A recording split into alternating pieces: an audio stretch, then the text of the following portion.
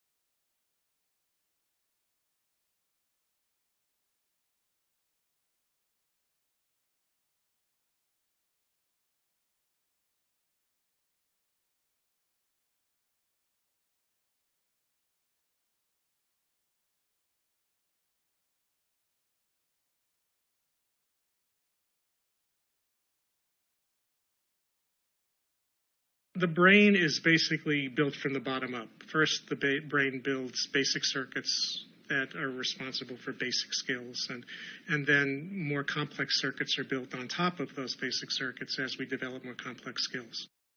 Biologically, the brain is prepared to be shaped by experience. It's expecting the experiences that a young child has to literally influence the formation of its circuitry. It's built into our biology. The interaction between genetics and experience that shapes brain architecture is embedded in the reciprocal relationships that children have with adults in their lives. And by that we mean what we refer to as the serve and return nature of children's interaction with their adults. Development and the impact of experience on development is not a one-way street. It's a back and forth interaction. The brain is a highly integrated organ which has multiple sections that specialize in different kind of processes. So we have parts of the brain that are involved more in cognitive function, and other parts that are involved in processing of emotion, and parts involved in seeing and hearing. So if a child is emotionally kind of well put together and socially competent, that will affect more positive and productive learning. And if a child is preoccupied with fears or anxiety, or is dealing with considerable stress, no matter how intellectually gifted that child might be, his or her learning is going to be impaired by that kind of emotional interference.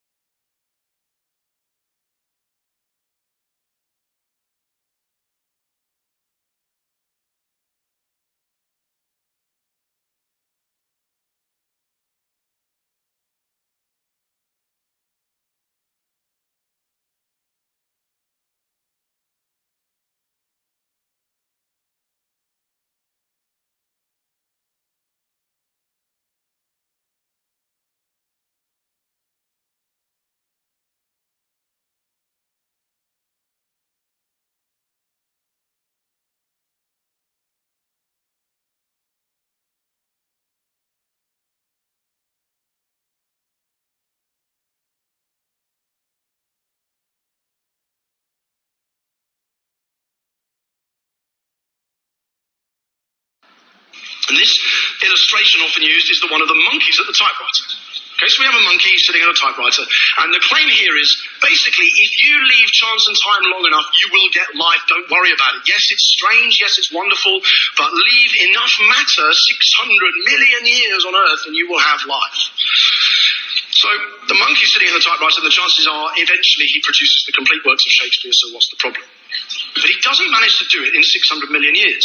So what I decided to do to run the numbers is instead of saying type the complete works of Shakespeare, I just ran the numbers for how long would it take a monkey typing at one keystroke a second to type to be or not to be, that is the question.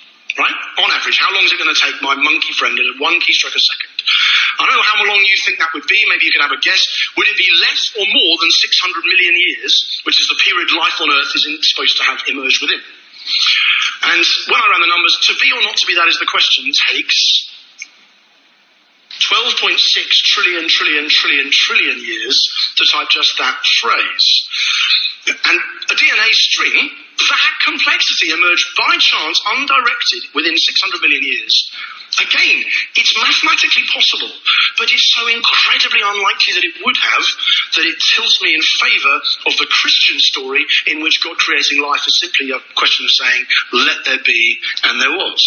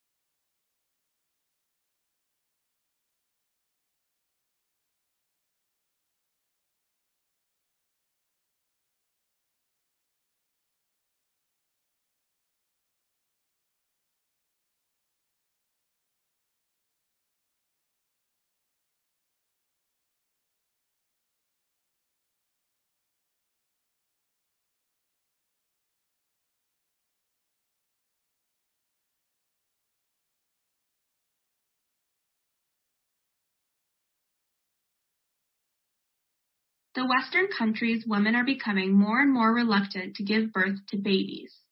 However, the male status in society remains as strong as it ever has in recent years. The birth rates increased during 20th century, but it starts to decrease over these last 2 decades. In the year 2000, as an example, the birth rate remained at around 1%. There are even some negative birth rates in other countries. Birth rates dropped to its lowest point that has never been seen in the society. It also has impacts on males in the society, especially young men, and it might have some connection with unemployment rates as well.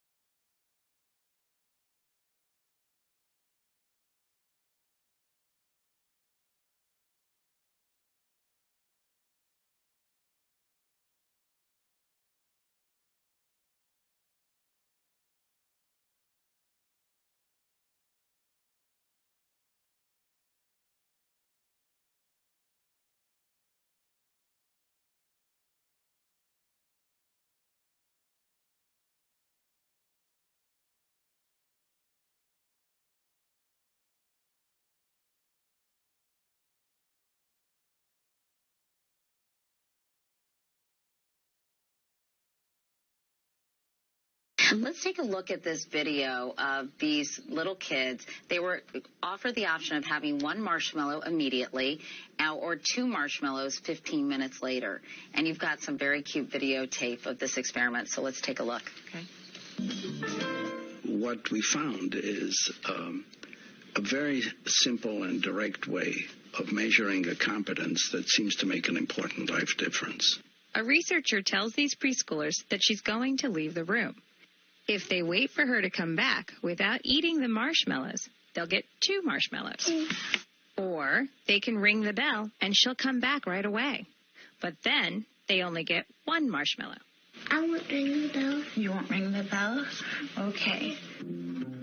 Looking at children over time, Dr. Michelle has found that being able to wait longer at 4 has some pretty powerful implications. And what are those powerful implications? Is that that later in life they're more disciplined and have more self-control? Is that pretty much it? Well, they are more likely to achieve their life goals. They have better relationships. They did better on their SAT test. I know, that's crazy. All because they waited 15 minutes for 2 marshmallows? I mean, I think it is crazy. I probably would have eaten all 3. But yeah, me too. But, actually, yes, the ability to be able to pursue your goals, in this case it was to have 2 marshmallows versus 1, and not go on automatic and just grab the marshmallow, is a very important skill. But I think a main point in Mind in the Making is that these skills can be taught if you're 14 or 40 or 4. It's not ever too late, and any child can learn them, any adult can teach them, and it's never too late.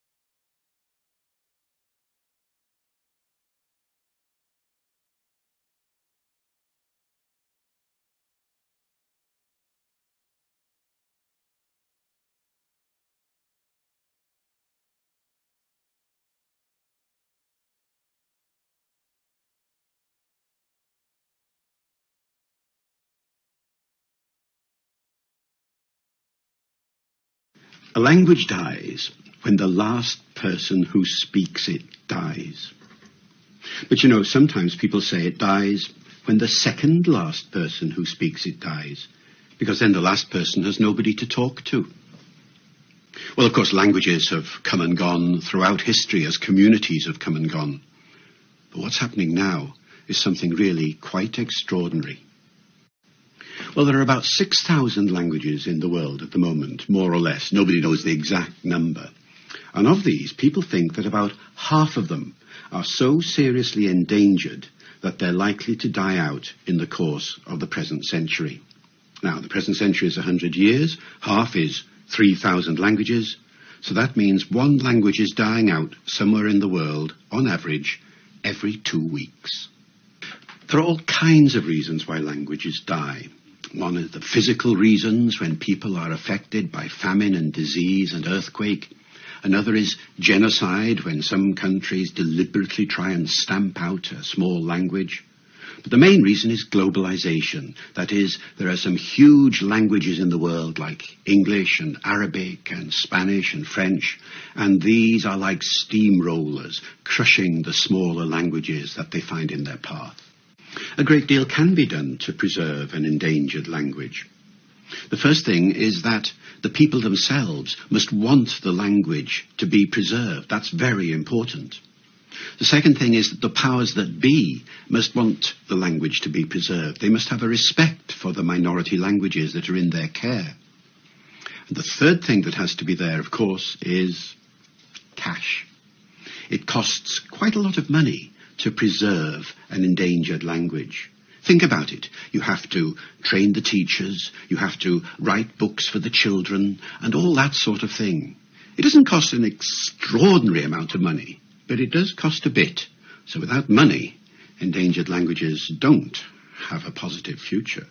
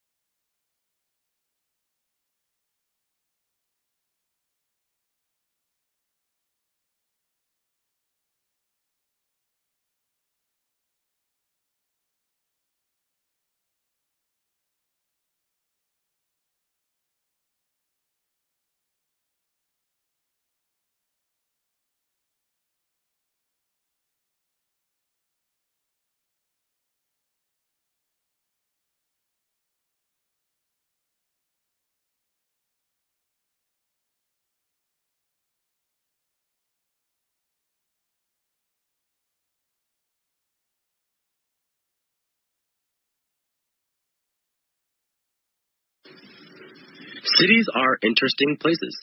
Some cities are carefully planned, built for a reason, and reflect the needs of the people as it grows. Others are less conscientiously designed. Paris, for example, was originally founded in the 3rd century as a small village, and with every passing generation it grew in size and importance. It grew from a medieval city to a modern city, but the transition was not always smooth. Emperor Napoleon III had to hire someone to oversee the rebuilding of Paris.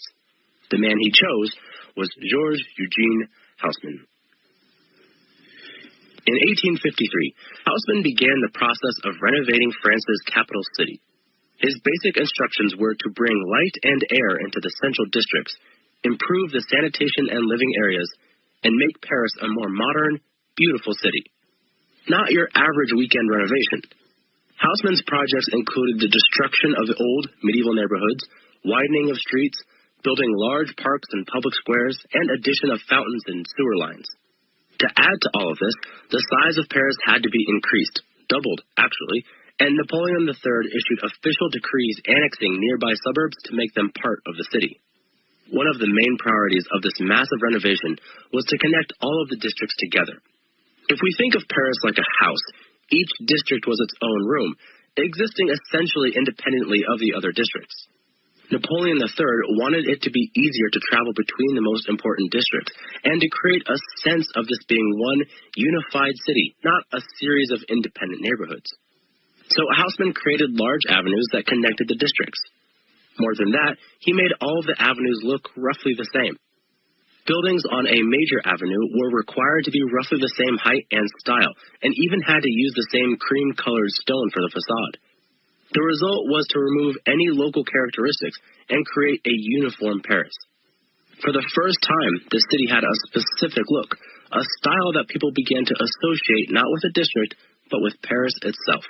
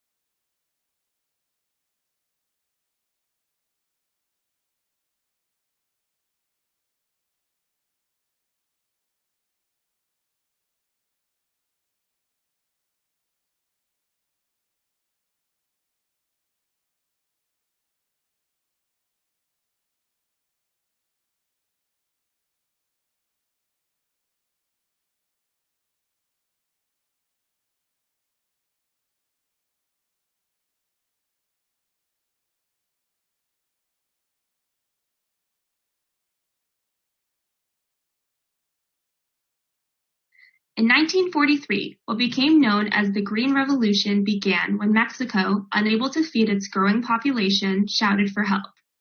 Within a few years, the Ford and Rockefeller Foundations founded the International Rice Research Institute in Asia, and by 1962, a new strain of rice called IR8 was feeding people all over the world.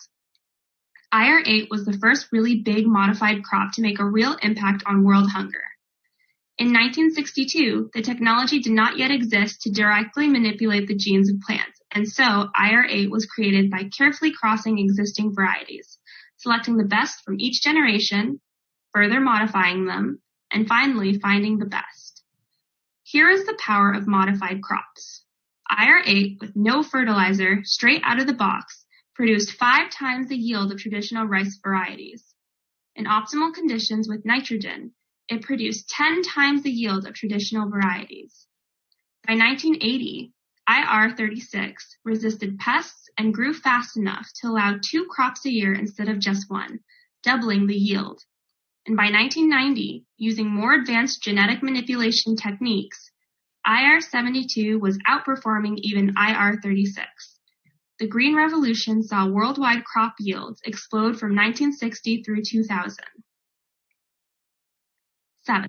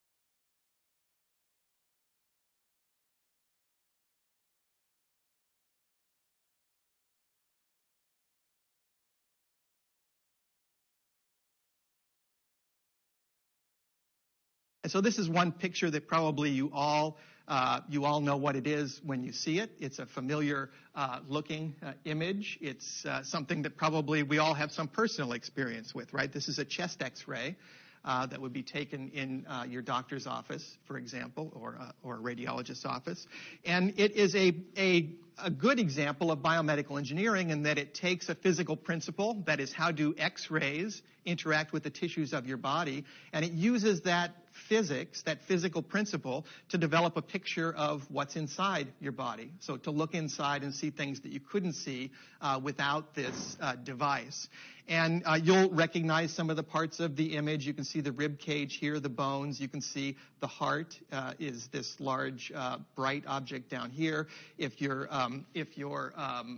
have good eyesight from the distance that you're at, you can see the vessels leading out of the heart and into the lungs, and the lungs are these darker spaces within the rib cage.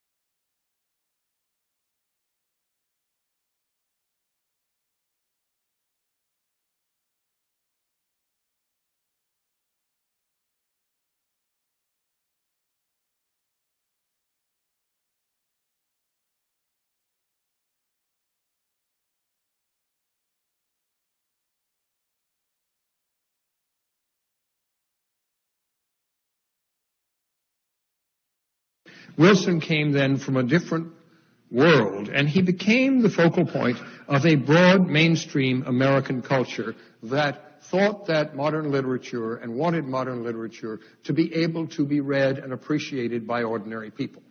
They were not modernists in an abstract sense, and certainly some of them, like T.S. Eliot and Faulkner, were too difficult for some of their writings to be read by ordinary people. But this was a world before the division between the brows or between elite or whatever had established itself as part of our consciousness. Wilson was a major player in the successful effort of his generation to establish at the heart of American life an innovative literature that would equal the great cultures of Europe. And he knew that the great cultures of Europe were there. He was not a product of a narrow American studies kind of training at all. He joined a high artistic standard with an openness to all experience and a belief that literature was as much a part of life for everyone as conversation. He thought that Proust and Joyce and Yeats and Eliot could and should be read by ordinary Americans and helped that to happen. Wilson was a very various man. Over a period of almost 50 years, he was a literary journalist, an investigative reporter, a brilliant memoirist, and dedicated journal keeper. His biographical histories, To the Finland Station and Patriotic Gore, are profoundly influential with Americans today.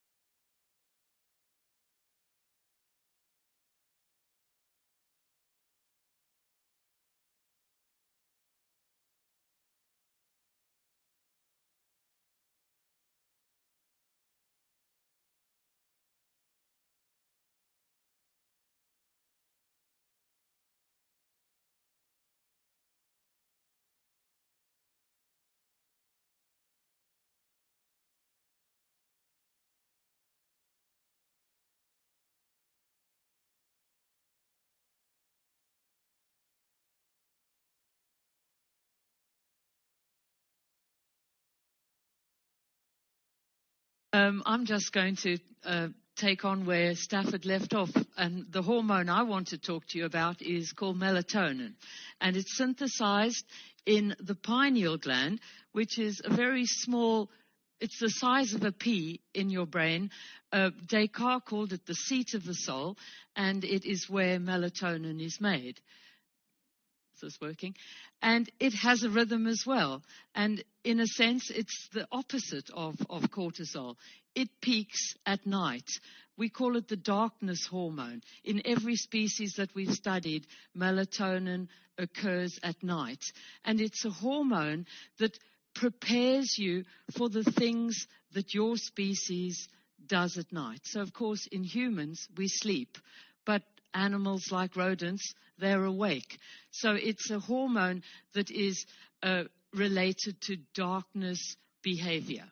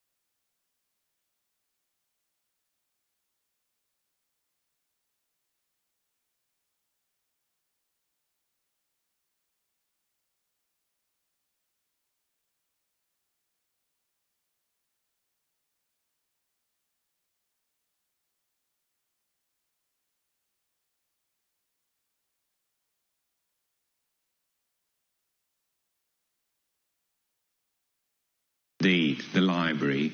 We've all been to a historic library. We've all enjoyed the smell of a historic library. But what is it and what does it mean?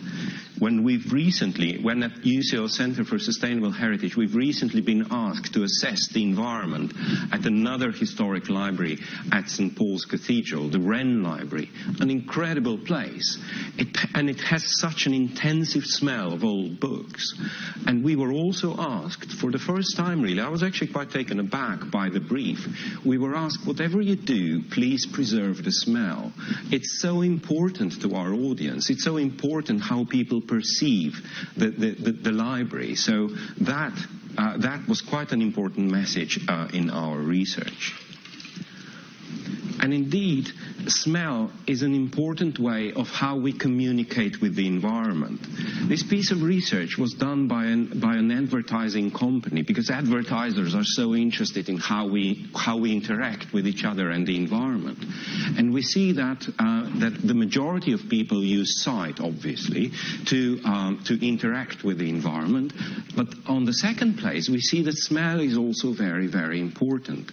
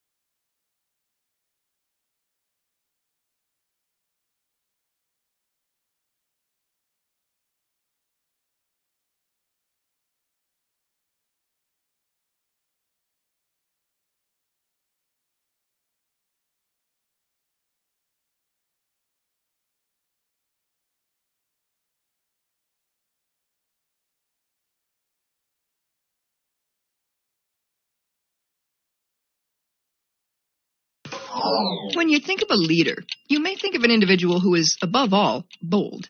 But a new study of fish called sticklebacks shows that shy individuals actually prefer to follow fish that are similarly timid. Researchers had trios of sticklebacks with known personalities play follow the leader.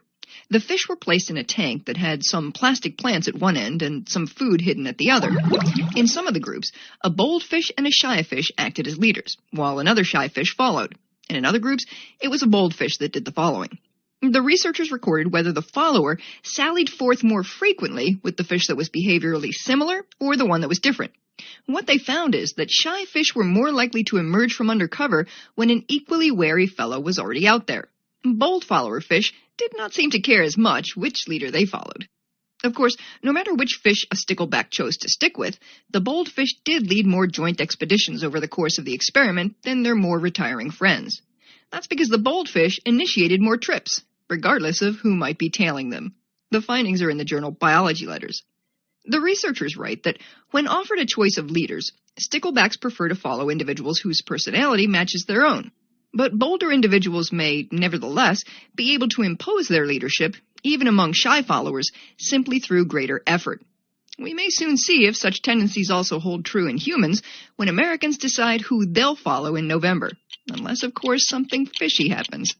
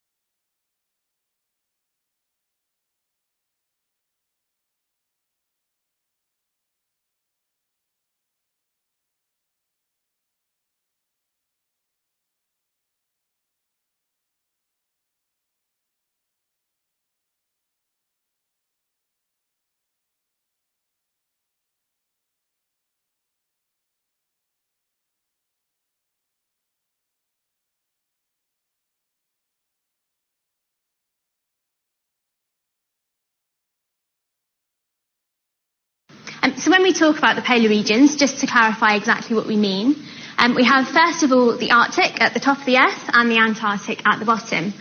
So the Arctic was named after the Greek word for bear. Now, surprisingly, it's not after the polar bears that live in the Arctic, but it's after the Little and Great Bear constellations that can be seen in the sky. Now, the Greeks also hypothesized that there would be an anti-Arctic, which is how we get the name Antarctica, but of course it wasn't discovered until much later on. Now, these regions are opposite in many ways other than just their names and their location on the globe. So if we look at the Arctic, first of all, the Arctic is actually ocean surrounded by land. So we can see here, this is the UK down here, and this is kind of Russia, and then America and Canada around here. So there is a bit of land covered in ice in the Arctic, which is Greenland here.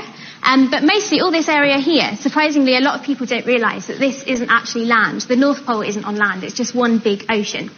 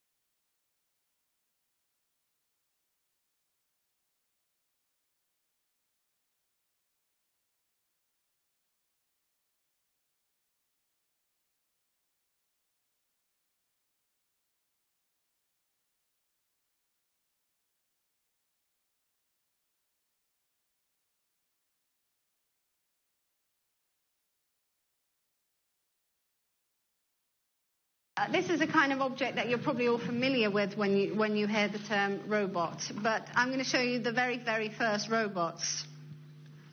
These were the very first robots.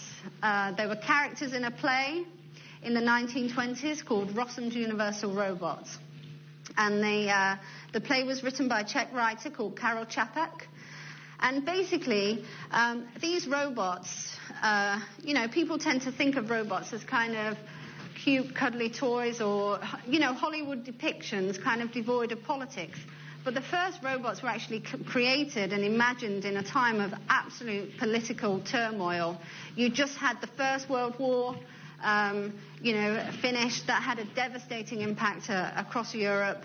And so people were kind of reflecting on what does it mean to be human, what makes us human, those kind of questions. And this kind of context is what inspired Čapek to kind of write this play. And interestingly, these robots being human, they are actually in the play assembled on a production line, a bit like the Ford manufacturing production line. So even though they are human, they are assembled, and these robots are designed to labour, and that is their primary purpose in society.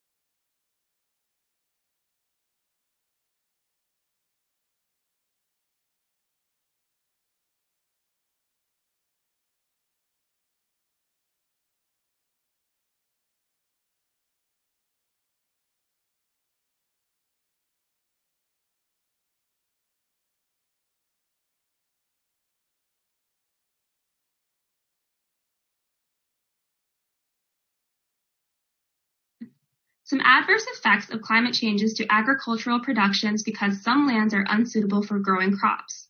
There will be millions of people facing hunger in Africa in the future. Climate change will result in less production and less food. It is difficult for developing countries to deal with climate change due to their financial status and other issues. There are many people living in hunger, especially in Africa. The climate change has devastating effects on world economy. The tropical areas on Earth are dry and hot, and are originally not suitable for food production. The change of the climate leads to extreme weather conditions such as flood and hurricane, which exacerbates the food production. As a result, it leads to a continuous decline in food supply annually around 10 to 17%. And this trend is perceived to be continued in the future by 2070. The regions suffering the most will be some African countries.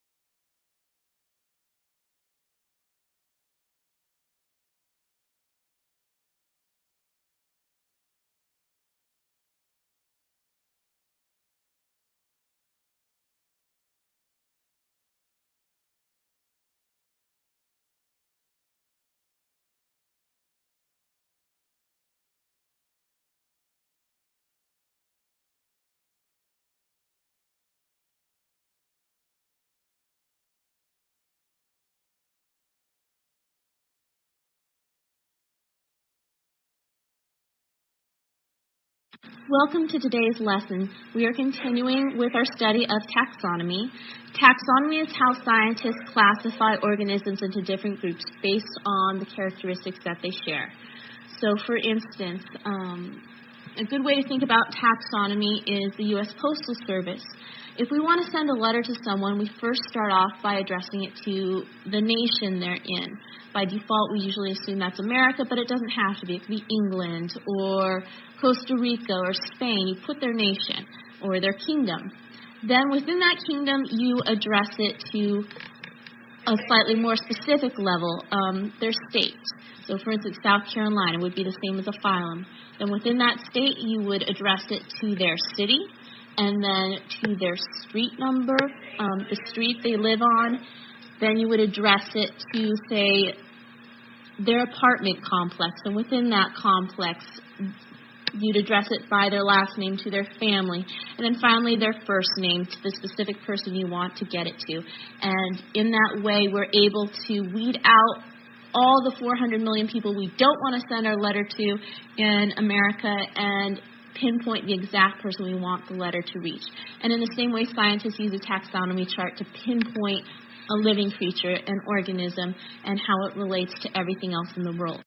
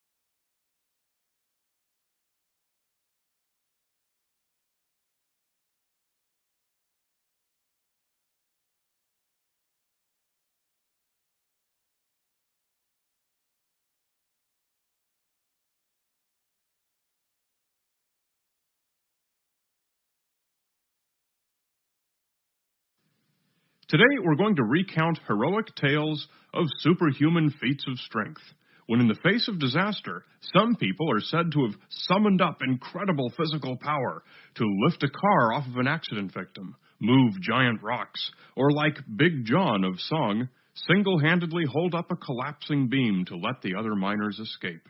Are such stories true? There are many anecdotes supporting the idea, but we're going to take a fact-based look at whether or not it truly is possible for an adrenaline-charged person to temporarily gain massive strength.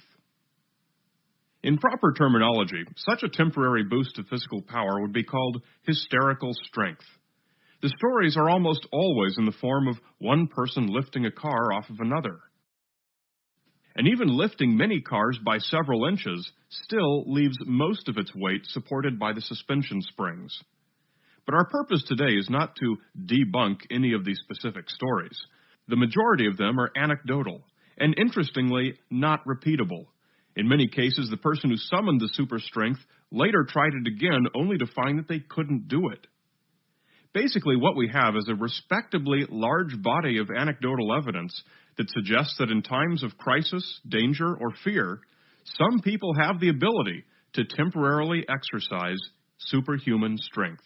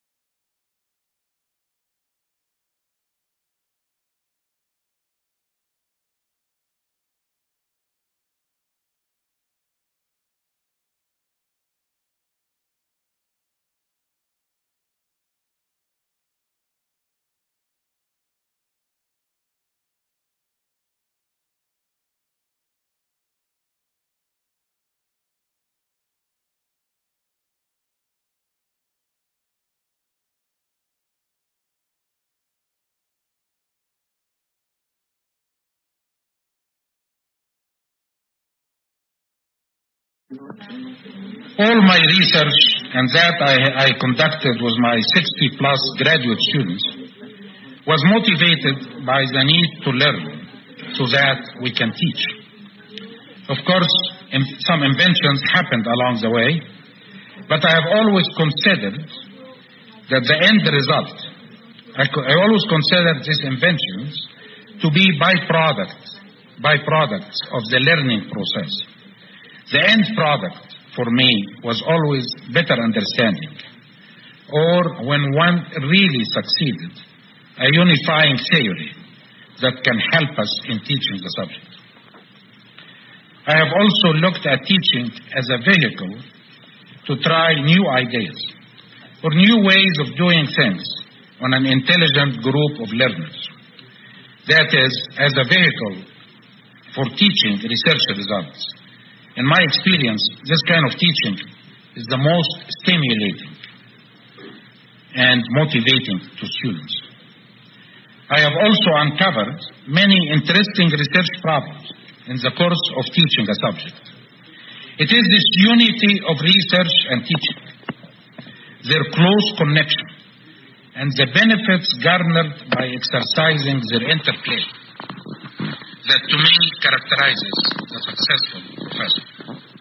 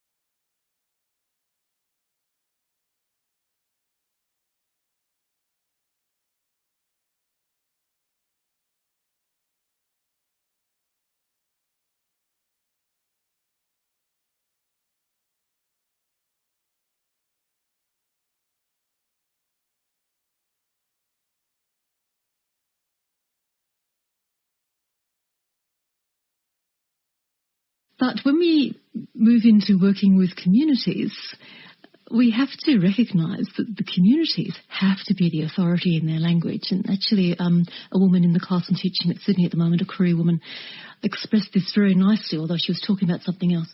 She was distinguishing expertise from authority. And certainly linguists, because of our training, we do have expertise in certain very narrow areas of language. But we don't have the authority over what to do with that knowledge or what to do with other knowledge that the community produces. And I guess for me, the bottom line is languages are lost because of the dominance of one people over another. And that's not rocket science. It's not hard to work that out. But then what that means is if in working with language revival we continue to hold the authority, we actually haven't done anything towards undoing how languages are lost in the first place. So in a sense, the languages are still lost if the authority is still lost.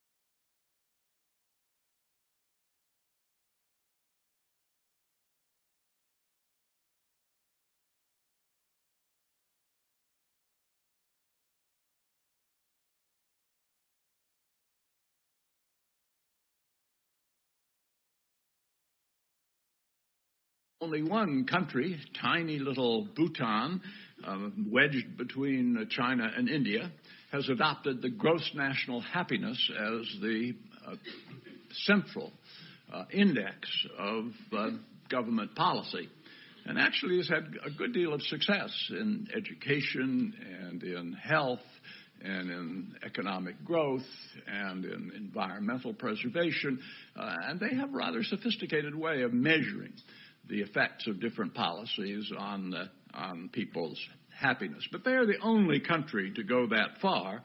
But you're now beginning to get other countries interested enough to do kind of white paper policy analyses about whether happiness research, what effects would it have if we used it more for public policy. You're beginning to get countries like Australia, France, Great Britain that are considering publishing regular statistics on happiness. So it's beginning to become a subject of greater interest for policymakers and legislators in different advanced countries.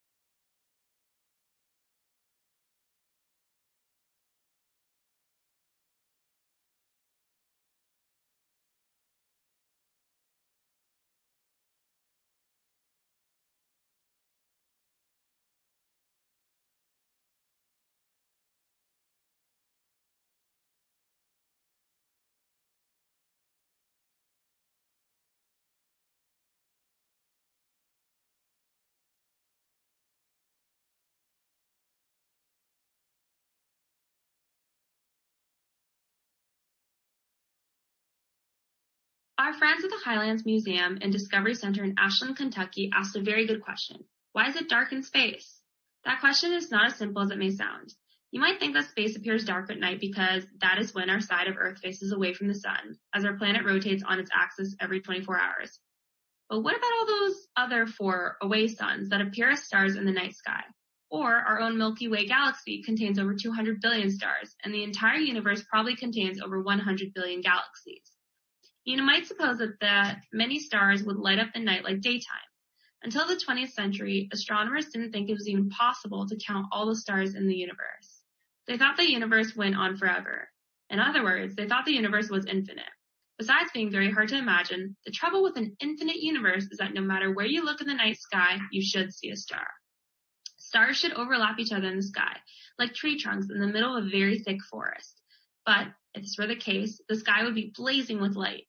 This problem greatly troubled astronomers and became known as Olber's paradox. A paradox is a statement that seems to disagree with itself. To try to explain the paradox, some 19th century scientists thought that dust clouds between the stars must be absorbing a lot of the starlight so it wouldn't shine through to us. But later scientists realized that the dust itself would absorb so much energy from the starlight that eventually it would glow as hot and bright as the stars themselves. Astronomers now realize that the universe is not infinite.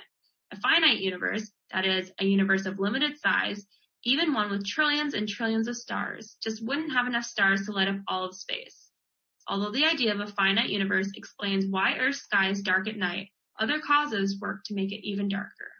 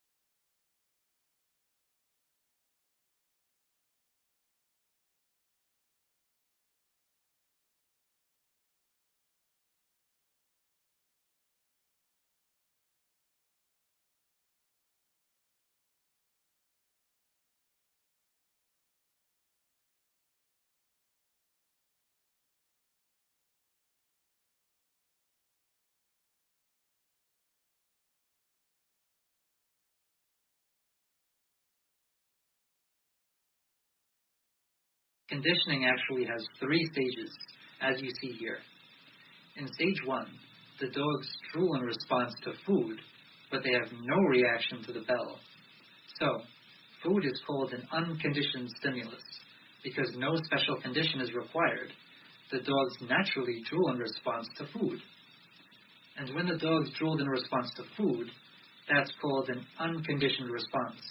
Things that happen naturally are considered unconditioned, while learned connections are called conditioned. Lastly, the bell is called a neutral stimulus because it produces no reaction. Stage 2 is where the conditioning occurs. Pavlov would ring the bell, then give the dogs food. This was repeated multiple times so that the dogs could learn the connection between the bell and the food.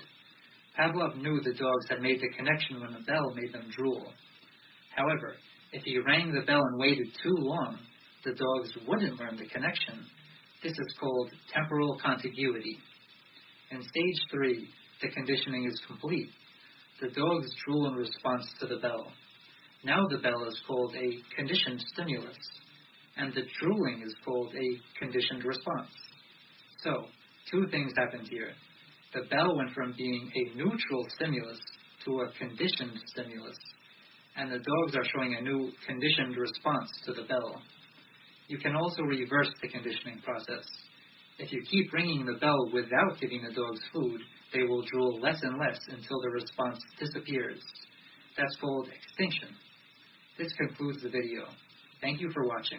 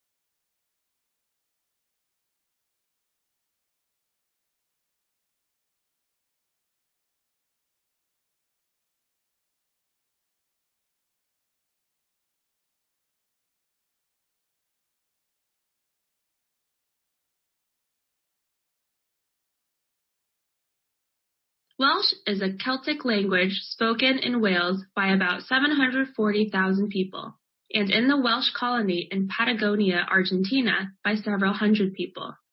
There are also Welsh speakers in England, Scotland, Canada, the USA, Australia, and New Zealand. At the beginning of the 20th century, about half of the population of Wales spoke Welsh as an everyday language. Towards the end of the century, the proportion of Welsh speakers had fallen to about 20%. According to the 2001 census, 582,368 people can speak Welsh. 659,301 people can either speak, read, or write Welsh, and 797,717 people, 28% of the population, claim to have some knowledge of the language. According to a survey carried out by S4C, the Welsh language TV channel, the number of Welsh speakers in Wales is around 750,000, and about 1.5 million people can understand Welsh. In addition, there are an estimated 133,000 Welsh speakers living in England, about 50,000 of them in the Greater London.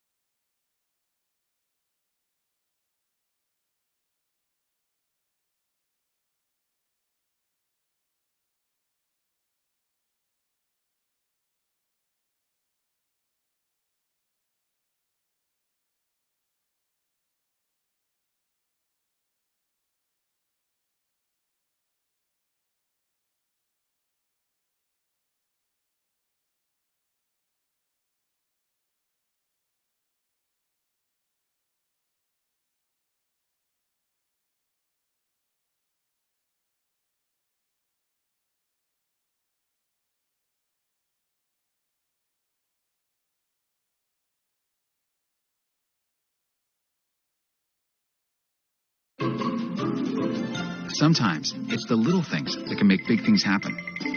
Fleas and the plague, atoms and nuclear bombs, diminutive leaders in world history.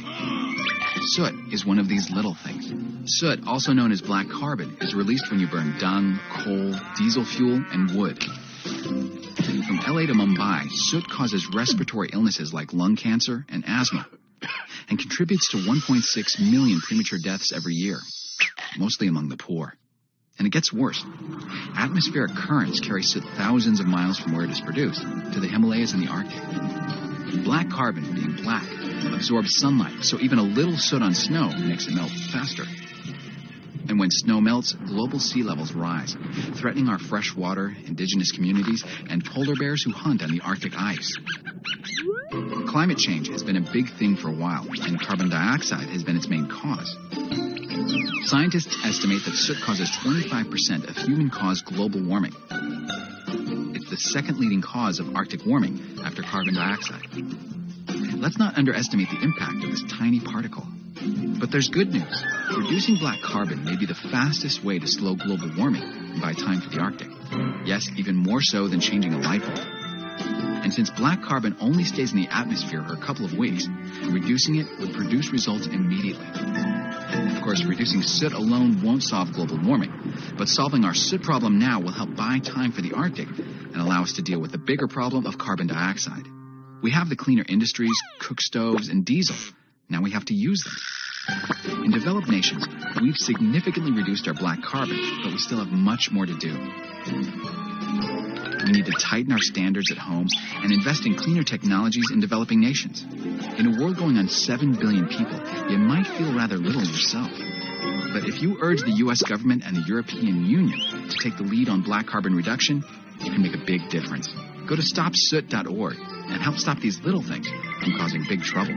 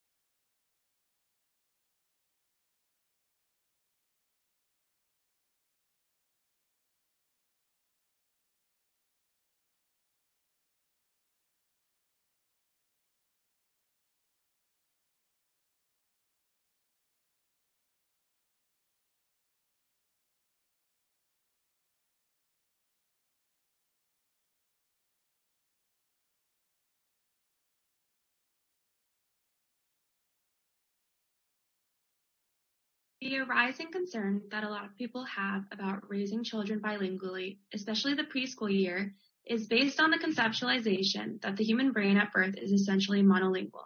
And the reason why I come to this occasion, because often the parents will ask me if they use two languages at home, will their child be confused because they're hearing two languages? And parents are often asked my advice about whether they should use one language on parent roll, which is widely known that parents who are raising children bilingually.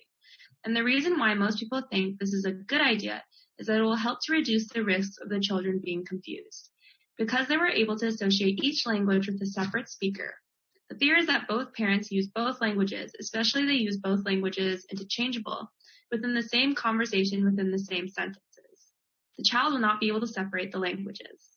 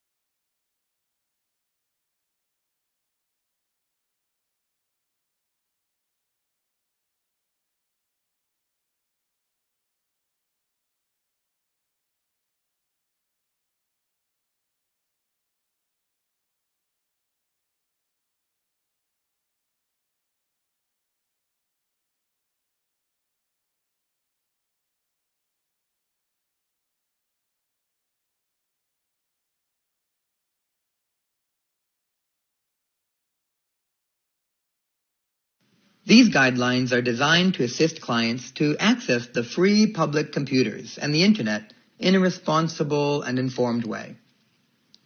Although all care is taken to ensure a virus-free computer for public use, you'll see the service desk after entering the library, and you can have these services at the service desk.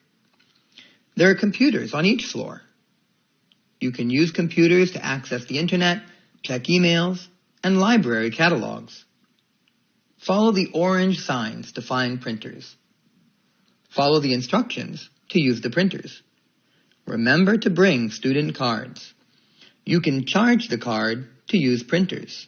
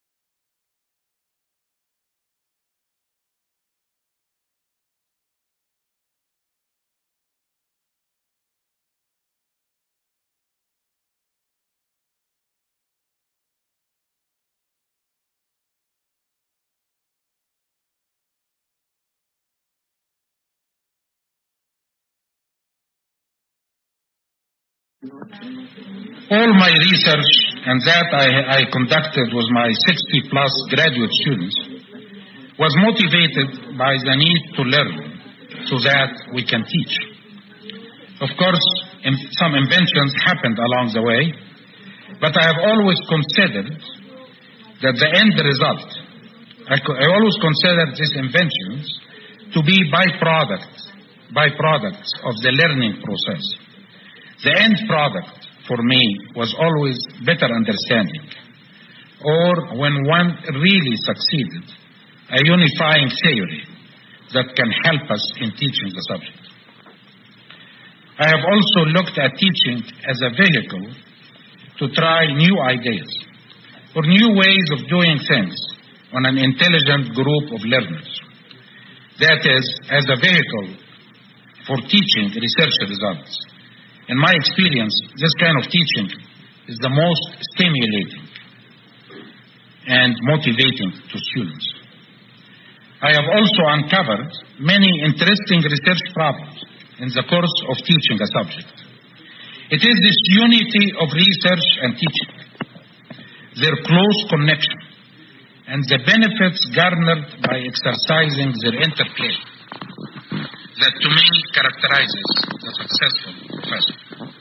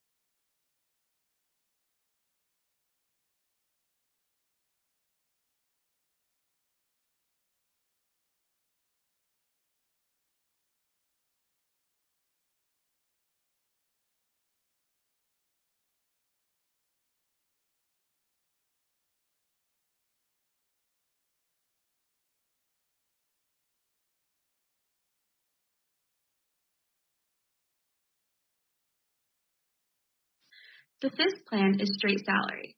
Straight salary sales compensation plans aren't very common, but they do have a place in some organizations.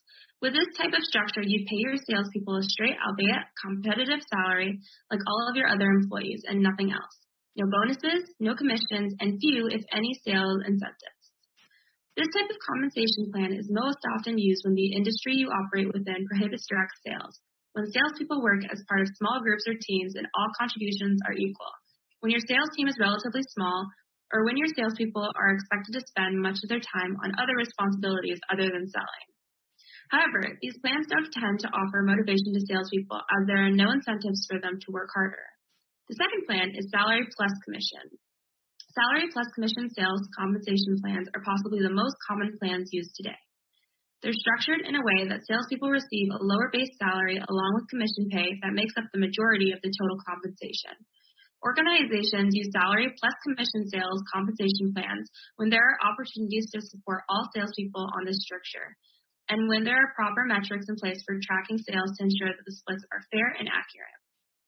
This type of plan is often the best choice as opposed to straight salary because it offers motivation to increase productivity and to achieve goals. It also offers more stability. Salespeople will still get some types of pay even if they're in training, when sales are low during certain months, or if market conditions get volatile. However, it can be more complex to administer. The third plan is commission only. Commission-only sales compensation plans are exactly what they sound like. You pay your salespeople for the sales they bring in and nothing else. There is no guarantee of income. These types of plans are easier to administer than salary plus commission and provide better value for your money paid as they are based solely on sales achieved.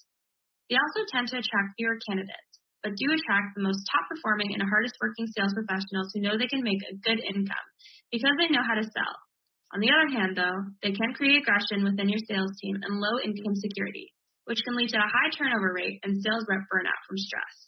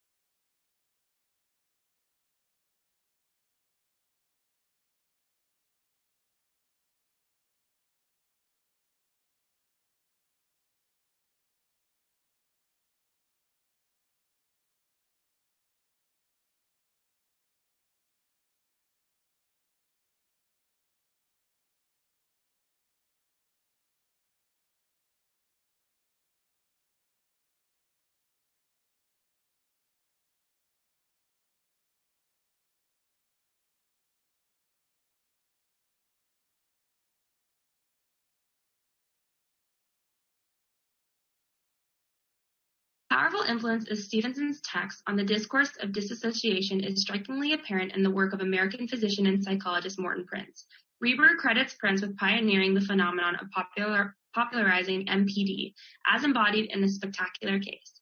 Prince's Dissociation of a Personality, 1905, tells the story of Miss Christine Beauchamp, a pseudonym for Clara Norton Fowler, who, according to Prince, is a person in whom several personalities have become developed.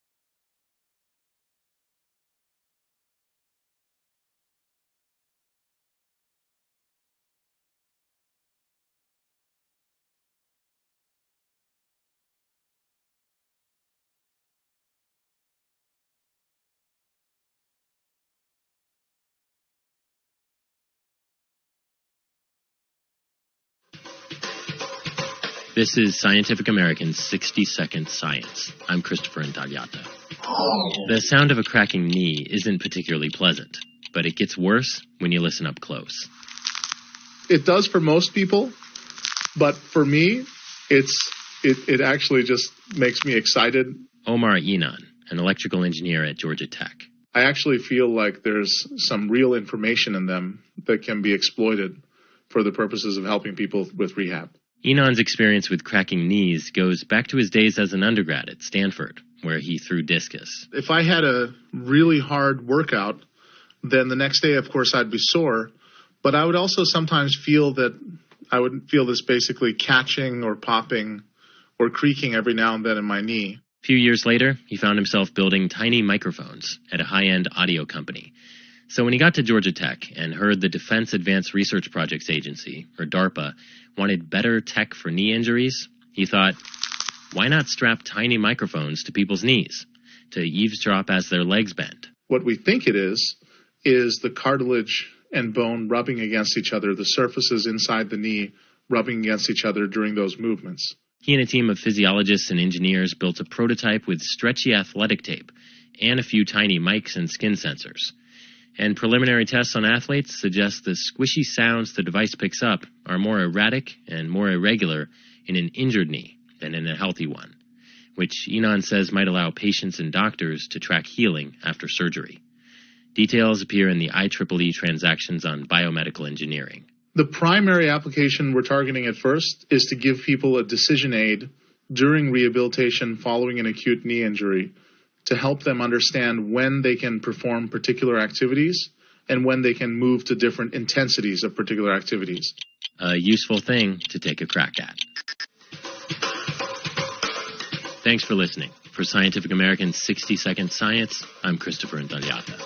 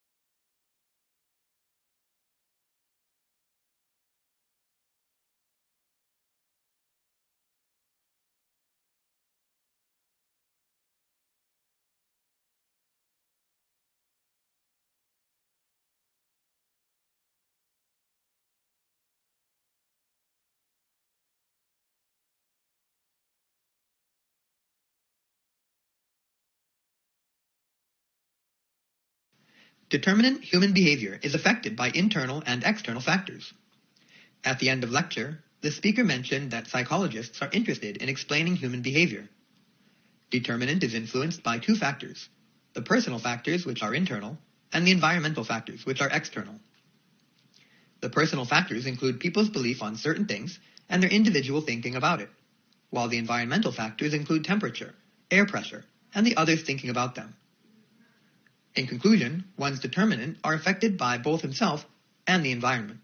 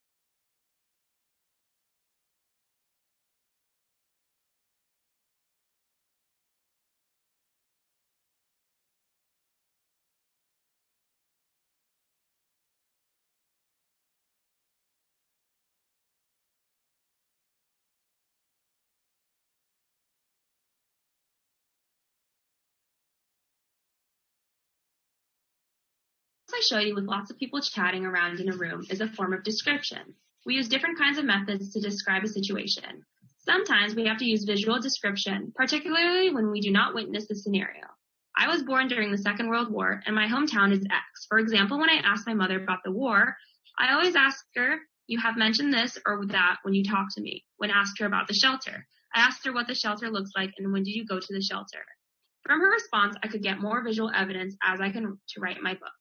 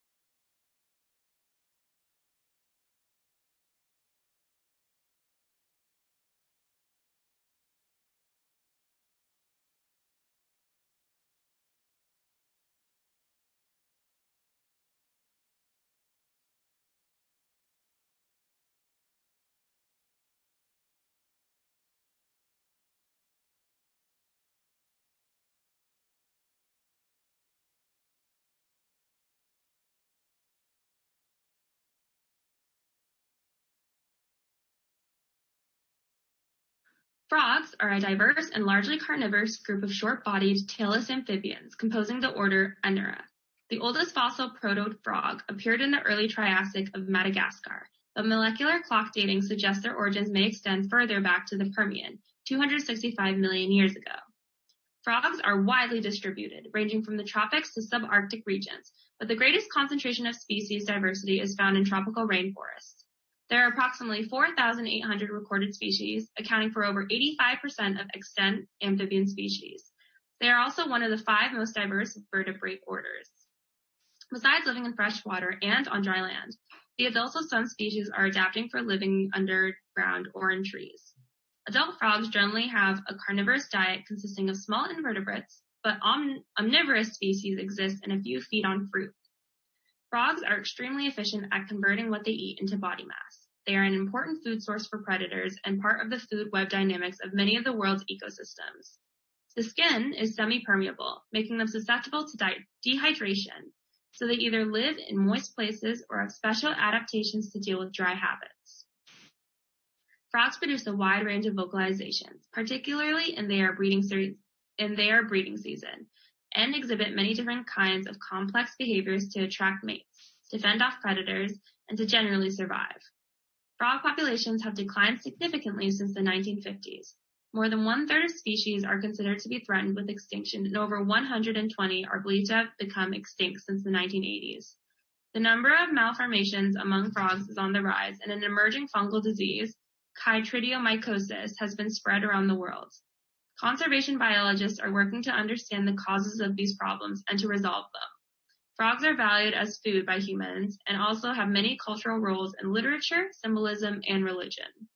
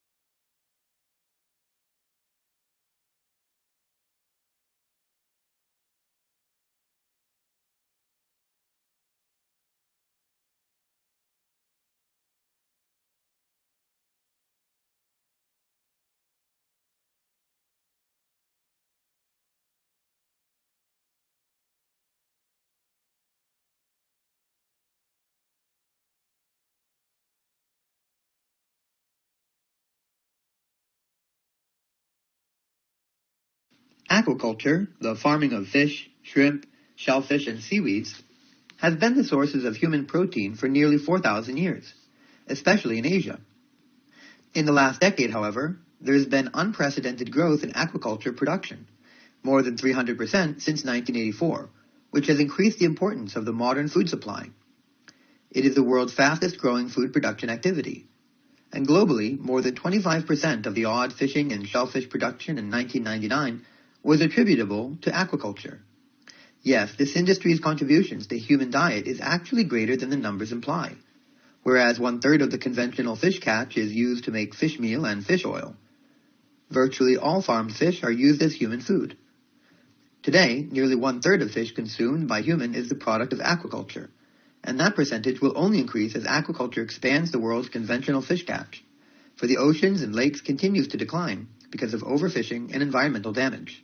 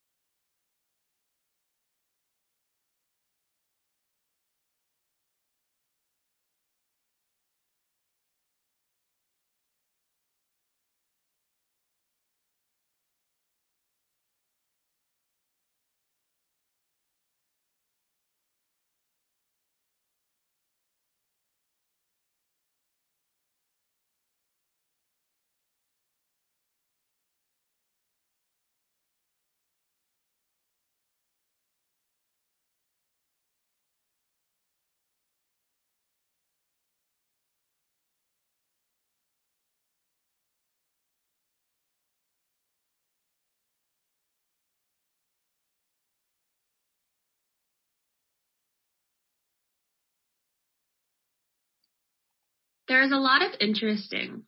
What forms these clouds? Why are these clouds there? Why do they sort of stick around? At the center, every cloud drop has a particle. You can't grow a cloud drop without having a particle there for the water to condense on. The key question that people not directly addressed until very recently is what actually forms these clouds. So for once, you're looking out at over the ocean. Turns out sea spray, sea salt, is a very effective nucleus for forming clouds. So it's a really good chance that those are loaded with sea salt. But if you go inland, you start to have pollution come from all kinds of places. And so different sources form clouds more effectively than others. And we're trying to unravel which sources are actually contributing to the clouds. The clouds are incredibly important players in climate change, and that they reflective the white. They reflect the light back into space and so they're keeping things much, much cooler than they would be if they weren't there. They also play a huge role in regional weather. So in actual, we're starting to see shifts where having more pollution input into the clouds is affecting weather patterns. In particular, is actually reducing the precipitation. So we're starting to see droughts in areas with super high levels of air pollution.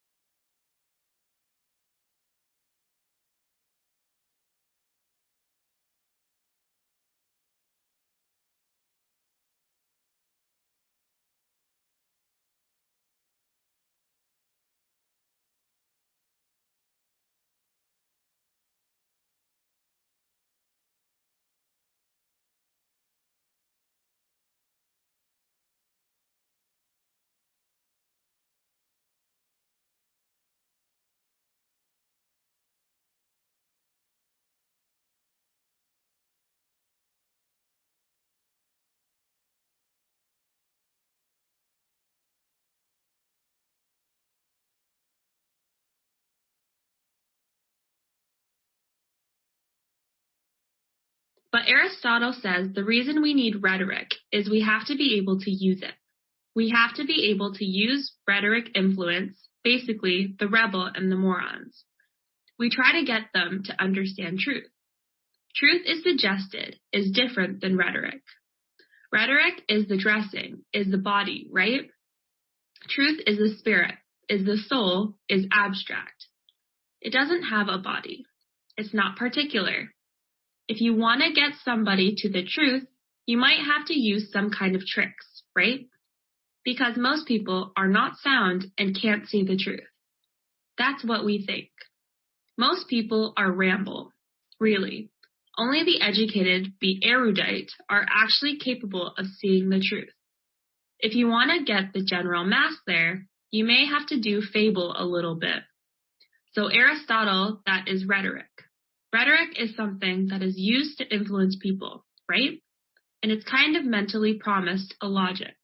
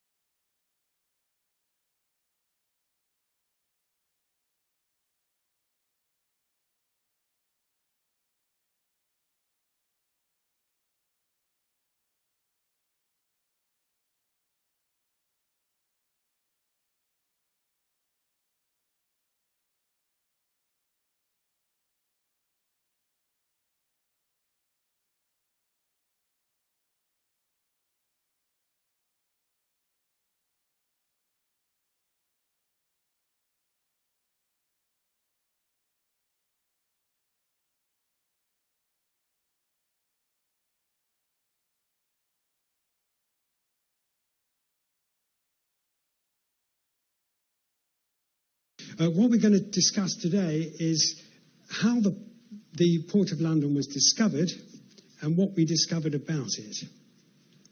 Now, if you look at the historical records of Roman London, there's only about 14 actual references to London in antiquity, i.e. contemporary references, and of those, only one is in the 1st century. There are none at all in the 2nd or 3rd century. There's only one in the late 3rd century, and there's 4 in the 4th century. So if you're a historian trying to write a history of Roman London, it's very difficult. You don't really have much data. You're going to depend on the archaeological evidence, the material evidence of the port and indeed the town to have any understanding of what happened then. And so what we're looking at here is How did we discover about the Port of London? There is no historical documentations, no customs books, no tariffs, no idea of the taxes. We have to understand the port entirely from the archaeological evidence. So that's what we're going to do today. So if we move on to the next slide. I love live streaming. So thank you very much.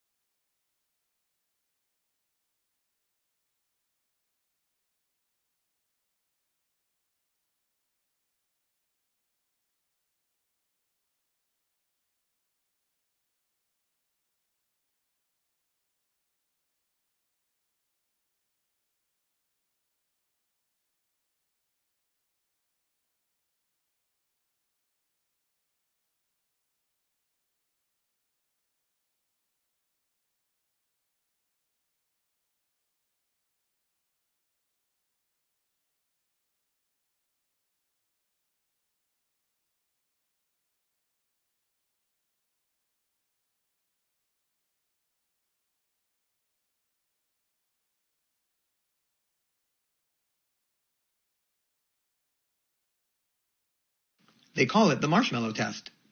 A 4 to 6-year-old child sits alone in a room at a table facing a marshmallow on a plate. The child is told, if you don't eat this treat for 15 minutes, you can have both it and a second one. Kids on average wait for 5 or 6 minutes before eating the marshmallow. The longer a child can resist the treat has been correlated with higher general competency later in life. Now a study shows that ability to resist temptation isn't strictly innate. It's also highly influenced by environment. Researchers gave 5-year-old used crayons and one sticker to decorate a sheet of paper. One group was promised a new set of art supplies for the project, but then never received it. But the other group did receive new crayons and better stickers. Then both groups were given the marshmallow test. The children who had been lied to waited for a mean time of 3 minutes before eating the marshmallow. The group that got their promised materials resisted on average of 12 minutes. Thus, the researchers note that experience factors into a child's ability to delay gratification. When previous promises have been hollow, why believe the next one?